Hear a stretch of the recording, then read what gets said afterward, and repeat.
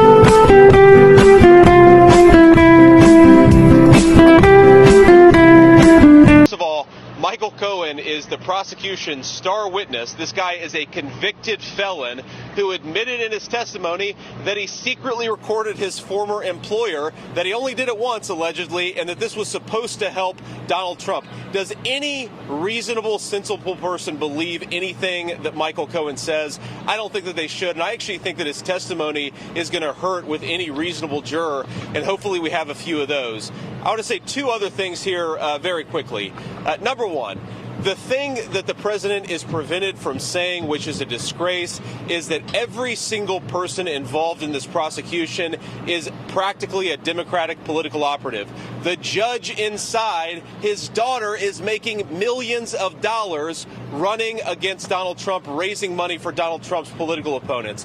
The number 3 person in the Department of Justice, Biden's Department of Justice, left to become a local prosecutor to go after Donald Trump. And of course, there's Alvin Bragg, a Soros-funded prosecutor who promised to go after Donald Trump and now is doing exactly that. Now, look, whether you love Donald Trump, whether you like Donald Trump, or whether you're a Democrat or don't care about politics, what's going on inside that courtroom is a threat to American democracy, ladies and gentlemen. We cannot have a country where you get to prosecute your political opponents instead of persuading voters. Joe Biden's entire strategy is to try to distract from inflation at home and war overseas with this sham trial. I just want to live in a reasonable country where we try to persuade voters in our politics. We don't try to throw our political opponents in jail. So this is a disgrace, and I wanted to be here to show some support for my friend. And speaking of my friend, here's Senator Tuberville. Is it former Obama people officials? That you've never heard of, people that are in the dark shadows, people that what does that mean? That sounds like conspiracy theory. Dark shadows. No, what is people that you haven't heard of. They're people that are on the streets. They're people that are controlling the streets. We had somebody get on a plane from a certain city this weekend.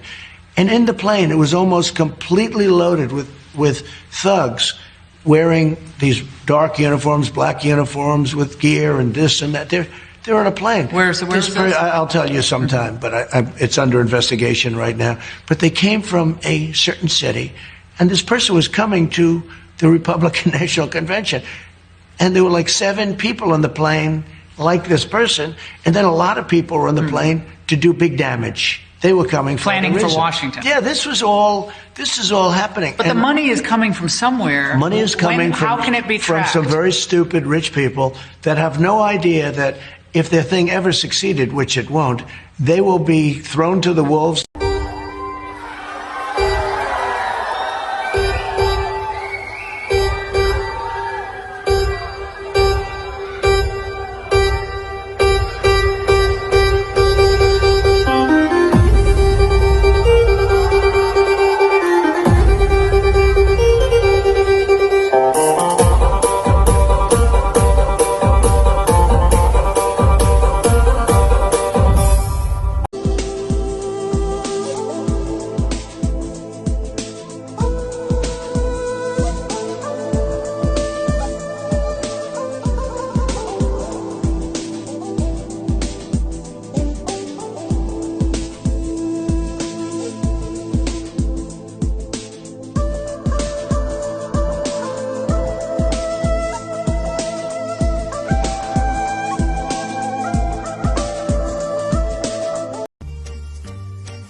I'd rather be a sparrow than a snail. Yes, I would. If I only could, I sure would. I'd rather be a hammer than a nail. Yes, I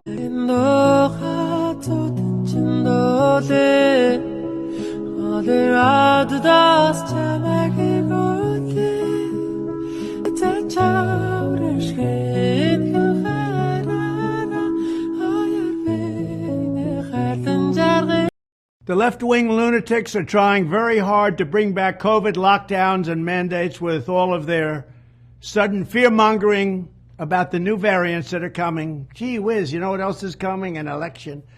They want to restart the COVID hysteria so they can justify more lockdowns, more censorship, more illegal drop boxes, more mail-in ballots, and trillions of dollars in payoffs to their political allies heading into the 2024 election. Does that sound familiar? These are bad people. These are sick people we're dealing with. But to every COVID tyrant who wants to take away our freedom, hear these words: we will not comply. So don't even think about it. We will not shut down our schools. We will not accept your lockdowns. We will not abide by your mask mandates. And we will not tolerate your vaccine mandates. They rigged the 2020 election, and now they're trying to do the same thing all over again by rigging the most important election in the history of our country, the 2024 election, even if it means trying to bring back COVID. But they will fail because we will not let it happen. When I'm back in the White House, I will use every available authority to cut federal funding to any school, college, airline, or public transportation system that imposes a mask mandate or a vaccine mandate. Thank you very much.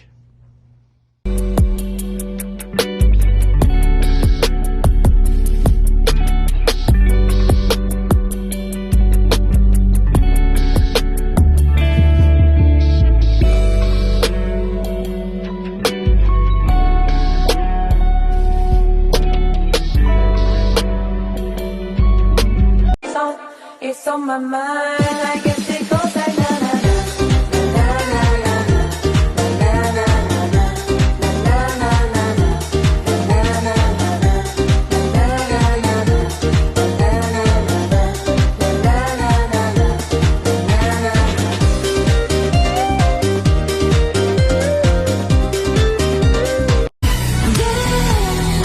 dance the night away.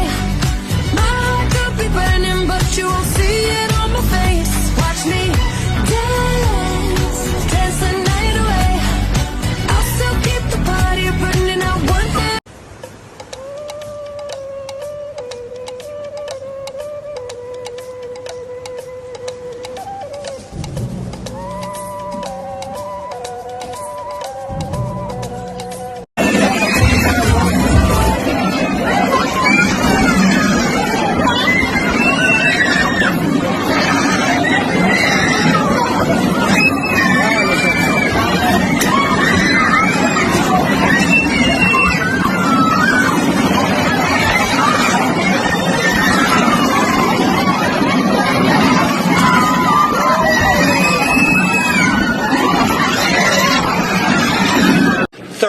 years, I have been a prosecutor and cared desperately about what goes on in our criminal justice system, and I have never seen in my career a greater perversion of the criminal justice system than I witnessed this morning.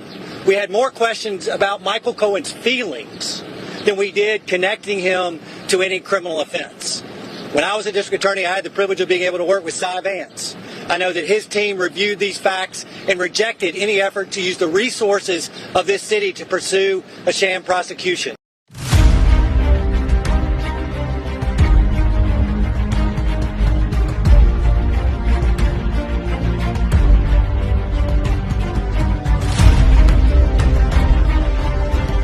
Watch this. Guaranteed. You're going to see purple. Boom. Wow. First of all, I'm disappointed in the courtroom. I'm hearing Mr. Trump, Mr. Trump. He is former President Trump. Give him some respect. I mean, that's what that place is in there. It's no respect. Here's what I'm seeing, too. It is depressing. That courtroom is depressing. This is New York City, the icon of our country. And we got a courtroom that's the most depressing thing I've ever been in. Mental anguish is trying to be pushed on the Republican candidate for the President of the United States this year. That's all this is. He's been here a month. He's been here a month. I am disappointed in looking at the Americans, supposedly American citizens in that courtroom, that the DA comes in and he acts like it is his Super Bowl. And I guess it is, to be noticed. But that's what's happening in this country. The Republican candidate for President of the United States is going through mental anguish in a courtroom that's very depressing. Very depressing. Theology professor at the Catholic school I went to was a guy named Riley, last name, and he had been drafted by the Green Bay Packers.